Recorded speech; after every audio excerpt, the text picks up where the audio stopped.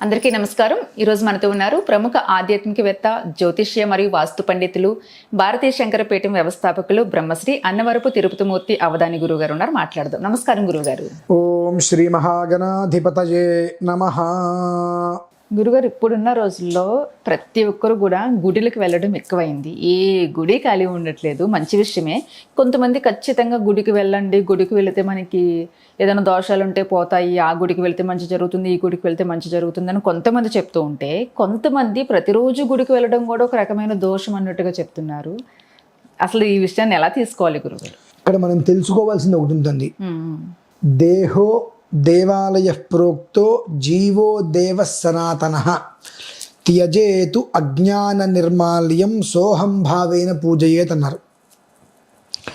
మనకంటూ ఒక ఇల్లు, ఆ ఇంట్లో ఒక దేవతా మండపం. మన ఇంట్లో ఉండేటువంటి దేవతని మనం సరిగ్గా అర్చనలు ఆరాధనలు చేసుకోకుండా దేవాలయానికి వెళ్ళటం వల్ల ఎలాంటి ఉపయోగం లేదు అని అందులో అర్థం. లేదా మొదటిది, నీ ఇంటిని కాపాడేది ఎవరు? దేవుడు. నీ ఇంట్లో ఉండేటువంటి దేవుడికి ప్రధానంగా నువ్వు అర్చించుకోవాలి. అర్చించుకోకుండా మనం గుళ్ళోకి వెళ్ళిపోతామని అనుకుంటే ఉపయోగం లేదమ్మా. ఎందువలన? ముందు ఆత్మన్నాత్మన్నిత్యామంత్రయత, నీ లోపలే పరమాత్మ, ఆత్మ పరమాత్మ, ఆత్మే పరమాత్మ. నీ లోపల ఉన్నటువంటి దేవుని నువ్వు గమనించట్లా, గుర్తించట్లా. నీ ఇంట్లో ఉన్నటువంటి దేవుని నువ్వు గుర్తించట్లా. దేవాలయంలోకి దేనికోసం వెళ్తున్నావు? నాకు ఇది కావాలి అని అడగడానికి వెళ్తున్నావుగా. కోరికలు. నిష్కామకుడివై నువ్వు వెళ్ళట్లేదుగా. అంటే కోరిక అనేటువంటిది లేకుండా అయితే నువ్వు దేవాలయానికి వెళ్ళట్లేదు కదా. నీ కోరిక అనేటువంటిది నువ్వు నెరవేర్చుకోవాలి, బాగానే ఉంది. నీ ఇంటి దేవత ఎవరైతే ఉన్నారు, నీ కులదేవత ఎవరైతే ఉన్నారు, నీ ఇంటి దేవతని కులదేవతని నువ్వు పట్టించుకోవట్లేదుగా. వారిని పట్టించుకోనప్పుడు నువ్వు ఏ దేవాలయానికి వెళ్ళినా ఉపయోగం లేదు. వెళ్ళావు వచ్చావు, వెళ్ళావు వచ్చావు. అసలు దేవాలయానికి దేనికి వెళ్ళాలి చెప్పండి? పుణ్యం వస్తుందని కాదమ్మా దేవాలయానికి వెళ్ళాల్సింది. భగవంతుడి దగ్గరికి వెళ్ళి, కనీసం నువ్వు ఇంట్లో ఎట్లాగో చెప్పుకోలేవు, భగవంతుడి దగ్గరికైనా వెళ్ళి దర్శనం చేసుకోవడానికి ముందు ఓ బండ మీద రాళ్ళు అన్నీ ఉంటాయి, ఏదో ప్రశాంతంగా కూర్చొని ఏదో ఒక రూపంలో ఆయన్ని చూస్తూ, నువ్వు నాకు చెప్పుకోలేని విషయాలు, పక్క మనిషికి చెప్పుకోలేని విషయాలు ఆయనకి చెప్పుకో. నువ్వు భగవంతుడా, ఈ జన్మ నాకు వచ్చింది, నా వల్ల ఎంతమంది బాగుపడ్డారో తెలీదు. బాగుపడ్డ వాళ్ళు ఉంటారు, నా వల్ల నష్టపోయిన వాళ్ళు ఉంటారు. రేపటి నుంచి అయినా సరే నా వల్ల ఎవరు బాగుపడకపోయినా నా వల్ల ఎవరికి నష్టం కలగకుండా ఉండేటట్టు చూడు తండ్రి అని అడగడానికి మాత్రమే మనం దేవాలయానికి వెళ్ళాలి. వెళ్తాం కాదు, వెళ్ళాలి. కానీ అక్కడికి వెళ్ళి మనం ఏం అడుగుతున్నాము? నాకు కారు కావాలి, నా కష్టాలు తీరాలి, నా ఇష్టాలు నీకున్నటువంటి ఏదైతే కనుక నువ్వు ఎవరికి చెప్పుకోలేని నీ అంతరాత్మకి తెలిసిన, నీ అంతరాత్మకు మాత్రమే తెలిసిన విషయాలు ఉన్నాయో అది భగవంతుడి దగ్గర చెప్పుకోవాలమ్మా. అదేంటండి ఎలా అంటారు అంటే, మీరు ఒక చిన్న కుక్క పిల్లని తెచ్చుకోండి, లేదంటే ఒక ఆవుని తెచ్చుకోండి. కొన్ని రోజులు దాన్ని జాగ్రత్తగా రోజు 10 నిమిషాలు దాని దగ్గర ఉంటే 11వ రోజు మీకోసం అది వెతుకుంటుందిగా. భగవంతుడు అంతేనమ్మా. రోజు ఎవరికి చెప్పుకోకుండా 5 నిమిషాలు దేవుడి దగ్గర కూర్చొని మాట్లాడటం మొదలుపెట్టండి. దేవుడితో మాట్లాడటం మొదలుపెట్టండి. ఆయన వింటం మొదలు పెడతాడు. ముందు నువ్వు మాట్లాడుతుంటే నీ మాటల్ని వింటం మొదలు పెడతాడు ఆయన. నువ్వు మొదటి రోజు 2 నిమిషాలు మాట్లాడు, అలా నీకు తెలియకుండా ఒక 10 రోజుల దగ్గరికి 2-3 నిమిషాలు 4-5 నిమిషాలు ఆయన దగ్గర కూర్చుని ఆయనతో సంభాషణ అవుతుంది. కనెక్ట్ అవుతాం కదా చక్కగా అమ్మ. అందుకనే దేవాలయానికి వెళ్ళొద్దు అంటానికి కారణం ఏమిటి అంటే, దేవాలయానికి వెళ్ళి వచ్చేటువంటి సమయంలో నీ ఇంట్లో నువ్వు కూర్చొని చక్కగా చేసుకో. నీ ఇంట్లో ఉండేటువంటి దేవుడితో మాట్లాడటం మొదలుపెట్టు. నువ్వు ఇంట్లో ఎప్పుడైతే కనెక్ట్ అవుతావో ప్రతి చోట నువ్వు కనెక్ట్ అవుతావు, ప్రతి చోట నువ్వు కనెక్ట్ అవుతావు. నువ్వు కనెక్ట్ కాకుండా వెళ్ళి ఉపయోగం లేదు కదా. ఎక్కడైనా ఉపయోగం ఉందండి? లేదు. నా 42 సంవత్సరాల జీవితంలో 2 నెలల క్రితం అద్భుతం జరిగింది నాకు తిరుమలలో. నేను అనుకున్నా, స్వామి ఏదో ఒక రోజు నేను, నా భార్య, అంటే నా భార్య కోరింది, నేను లైన్లో వెళ్ళడం మొదలు పెడితే దగ్గరికి వెళ్ళేంత వరకు కూడా నాకు ఎవ్వరూ అడ్డు రావద్దు, రాజమార్గంగా మనమే వెళ్ళేటట్టుగా ఒక దర్శనం ఏదైనా తీసుకోండి అని రోజు ఎప్పుడో కోరింది. నేను ప్రతి శ్రవణ నక్షత్రాన్ని కొండెక్కుతా. ఆయన ఒకటే అన్న, సమయం దాటిపోయింది అప్పటికే, మేము వెళ్ళేటప్పటికే కళ్యాణం వాళ్ళందరినీ కళ్యాణ టికెట్ తీసుకుని లోపలికి పంపించేసారు. సమయం దాటిపోయింది. సమయం దాటిపోయిన తర్వాత 11:30 ప్రాంతంలో లైన్లోకి వెళ్ళాం. నమ్మినా నమ్మకపోయినా ఎవరూ లేరమ్మా. ఇక్కడి నుంచి కళ్యాణోత్సవం దగ్గరికి వెళ్ళే వరకు ఎవరూ లేరు. అంటే భగవంతుడితో మనం కనెక్ట్ అవ్వాలి, మనం మాట్లాడగలగాలి. ఆయన ఏం వింటాడు, ఆయన ఏం మాట్లాడతాలే కాదు, నువ్వు చెప్పటం నేర్చుకో. వాళ్ళకి వీళ్ళకి కదా నీ కష్టం, భగవంతుడికి చెప్పడం నేర్చుకో. కొన్ని రోజులుగా ఆయన మాట వింటాడు, నీ మొర ఆలకిస్తాడు. నీకు ఎలాంటి సహకారం చేస్తే నువ్వు నిలబడతావో అలాంటి ఉపకారంగా నీకు ఆయన ఉంటాడు. ఆ రోజు లిటరల్లీ నేను భగవంతుడి దగ్గరికి వెళ్ళిపోయాను. అంటే ఆ లైన్లో కళ్యాణోత్సవం దగ్గరికి వెళ్ళాము. నేను కళ్యాణం టికెట్ ఇచ్చేసేసి శేషవస్త్రం తీసుకొని వచ్చేద్దాం అనుకున్నా బయటికి. 2 గంటలు నా వల్లగా అది కూర్చోలేను, ఇబ్బంది అవుతుంది నాకు, ఎందుకు వచ్చింది అనే ఉద్దేశంతో. కానీ ఆయన కూర్చోబెట్టుకోవాలనుకున్నాడు. అక్కడ ఉన్న ఒక అర్చక స్వామి అంటే వాళ్ళ అన్నయ్య గారు నాకు బాగా పరిచయం. అనుకోకుండా ఆయన ముఖం చూసి మీ అన్నయ్య గారు కదండి అని అడిగా. వెంటనే ఆయన ఏమనుకున్నారో తెలియదు కానీ కళ్యాణోత్సవంలో మొట్టమొదటి లైన్లో తీసుకెళ్ళి కూర్చోబెట్టారు. నోరు మూసుకుని 2 గంటలు అక్కడే కూర్చున్నా. అదృష్టం కదా, నిజంగా అదే అంటున్నా. 2 గంటలు అక్కడే కూర్చున్నా. నా పక్కన ఇంకొకరు ఎవరో వచ్చి కూర్చున్నారు. ఏదో ఒక పావు గంట 5 నిమిషాల తర్వాత మాట ఫలానా అంటూ వచ్చింది. దర్శనానికి మీరు చెప్పుకున్నారంటే లేదండి, కళ్యాణ మంగళం దర్శనం చేసుకోవటము జనాలందరితో పాటు వెళ్ళాల్సిందే కదా అన్న. నాతో వస్తారా అని అడిగారు. వస్తారండి అన్న. వాళ్ళు భార్య భర్త తల్లిదండ్రులు నలుగురు. వాళ్ళ నలుగురితో కూడా మా ఇద్దరి పేర్లు కూడా అందులో యాడ్ చేసేసి దగ్గరికి తీసుకెళ్ళిపోయారండి మమ్మల్ని. గురువారం స్వామివారి నిజ దర్శనం, ఈ వస్త్రాలు ఏమీ అలంకారం లేకుండా దర్శనం, దగ్గరికి తీసుకెళ్ళిపోయారు మమ్మల్ని. అది యోగమే కదండి. మరి నా జన్మలో నేను ఊహించలా. మా అన్నయ్య గారు కొండ మీద చేస్తారు, అయినప్పటికీ కూడా అటువంటి దర్శనం నాకు లభ్యమవుతుందని చెప్పి నా జన్మలో నేను ఊహించలా. అంటే నేను భగవంతుడితో కనెక్ట్ అయ్యా, మాట్లాడటం మొదలు. ఆయన అనుకున్నారు అలాంటి దర్శనం మీకు అదే అంటున్నా. అయ్యింది. ఎందువల్లంటే నేను నాకు ఏదైనా సమస్య వస్తే అంతకుముందు 2-3 ఇలా ఉండని చెప్పి మాట్లాడుతుండేవాడిని. ఏ విషయం వచ్చినా చెప్పడం మనిషి. ముందు గుళ్ళోకి వెళ్ళడం కాదు ప్రధానం, భగవంతుడికి చెప్పడం ప్రధానం. నువ్వు ఇంట్లో చెప్పావా, గుళ్ళో చెప్పావా? మనం గుళ్ళోకి వెళ్తే ఏమవుతుంది, భగవంతుని చూడగానే కళ్ళు మూసుకుంటాం, కళ్ళు తెరిస్తే తోసేస్తాడు పక్కకి. వెళ్ళి ఉపయోగం లేదు. వెళ్ళి ప్రత్యేకమైన పర్వదినాల్లో గుడికి వెళ్తాం, తోసుకుంటూ వెళ్తాం. విడి రోజులు ఎందుకు వెళ్ళట్లా? విడి రోజుల్లో ఎవ్వరూ రాని రోజు నాడు గుడికి వెళ్ళు, అక్కడ కూర్చో, ఆయనతో సంభాషణ పెట్టుకో. కాదు సోమవారం 10 మంది వస్తారు కాబట్టి నేను 11వ వ్యక్తిగా వెళ్తాను అనుకుంటే ఉపయోగం లేదమ్మా. గుడికి ఎప్పుడు వెళ్ళాలి? ఎవరు రావట్లేదు అనుకున్నప్పుడు నీ గోడు చెప్పుకోవడానికి గుడికి వెళ్ళు. అందరూ వస్తున్నప్పుడు నీ కూడా ఆయన ఏం వింటాడు? ఆ గంటలు రణగణ ధ్వనే కదా. నీ గోడు ఎప్పుడు వింటాడు? ప్రశాంతంగా ఉన్నప్పుడు, ఎవ్వరూ రాలేదన్నప్పుడు నువ్వు వెళ్ళి కూర్చో.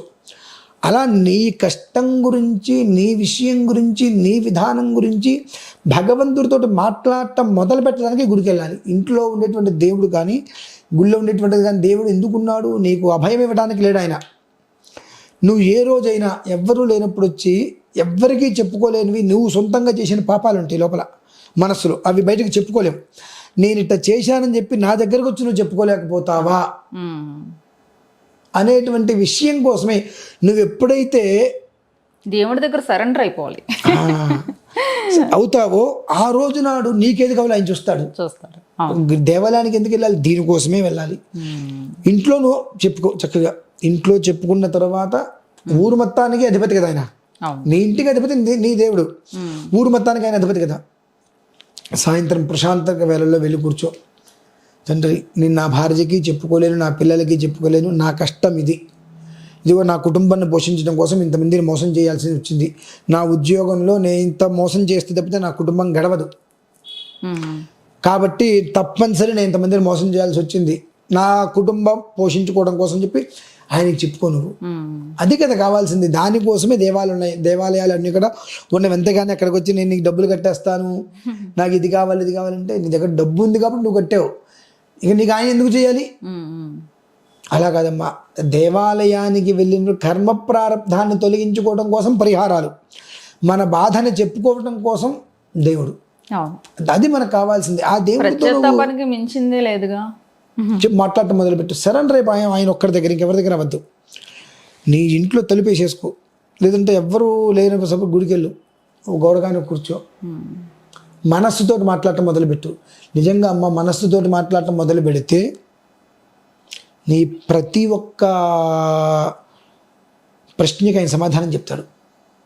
నేను చాలా అనుభవించేటువంటిది, చాలా అద్భుతంగా అనుభవించా. కాబట్టి ఖచ్చితంగా కూడా దేవాలయానికి వెళ్ళకూడదు అంటానికి ఏం లేదమ్మా. ఊరికే వెళ్ళి నమస్కారం చేసేసుకొని నేను గడగడగడ ప్రదక్షిణాలు చేస్తా. ఇక్కడ మనకు కొన్ని దేవాలయాలు చూస్తుంటా, పరిగెడతారు ప్రదక్షిణాలు. ఎందుకు అర్థం కాదు.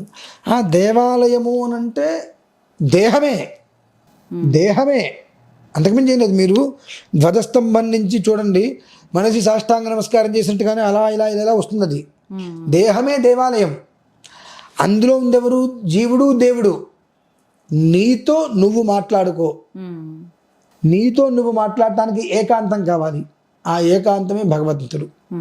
అందుకనే ఎవ్వరూ లేనప్పుడు వెళ్ళు, అందరూ ఉన్నప్పుడు కాదు. నీకు ఏకాంతం కావాలి, నీతో నువ్వు మాట్లాడాలి, నీలో నువ్వు మాట్లాడుకోవాలి, నీ గురించి నువ్వు చెప్పుకోవాలనుకున్నప్పుడు ఏకాంత సమయం, అదే దేహో దేవాలయ ప్రోక్త.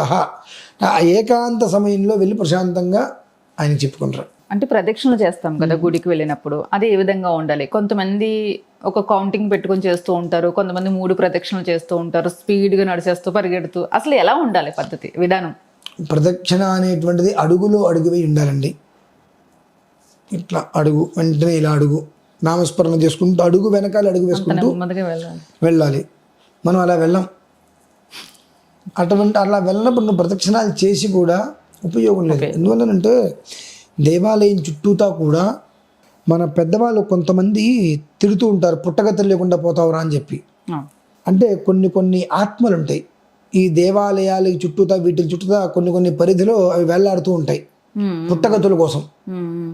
ఎప్పుడైతే కనుక నువ్వు నామస్మరణ చేస్తూ ఉంటావు, ఓం నమ శివాయ, ఓం నమ శివాయ, నమ శివాయ, నమ శివాయ, నమ శివాయ, నమ శివాయ పరిగెడతావు, ఆ ఓం నమ శివాయలో ఉండేటువంటిది మొత్తం వాళ్ళు తీసుకెళ్ళిపోతూ ఉంటారు.